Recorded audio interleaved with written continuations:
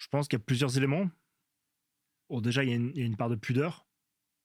C'est-à-dire que les gars vont pas parler d'eux-mêmes. Enfin, ils font le boulot. Après, ils cherchent pas non plus Mmh. à se mettre en lumière. Je pense qu'il y a beaucoup qui tirent une grande fierté d'être de bons professionnels. Et je pense que c'est tout à leur honneur. Après, je pense qu'il n'y a pas une culture de la communication dans les armées, comme ça peut être le cas outre-Atlantique. Ouais. On n'a pas cette culture-là, ou tout du moins, nous ne l'avons plus, pour différentes raisons. Ce qui fait qu'il n'est pas encouragé que des gens opérationnels s'expriment. Voilà, c'est pas encouragé.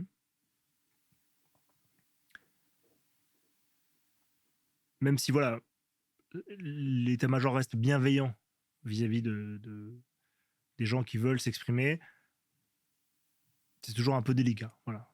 Pour remettre les choses simplement, c'est toujours un peu délicat.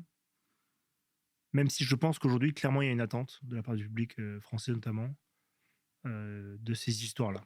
Surtout qu'on reprend beaucoup en boucle de vieilles histoires de l'époque napoléonienne, ou que Absolument, ce soit ou Cambronne, absolument, absolument. qui tournent en permanence, alors qu'il y a Ouais. des actes de bravoure comme ça qui arrivent aujourd'hui Oui, absolument. avec nos propres soldats. Ouais. Et là, il n'y a personne qui le sait, quoi. Après, c'est aussi délicat parce que c'est une forme de guerre qui est très sensible.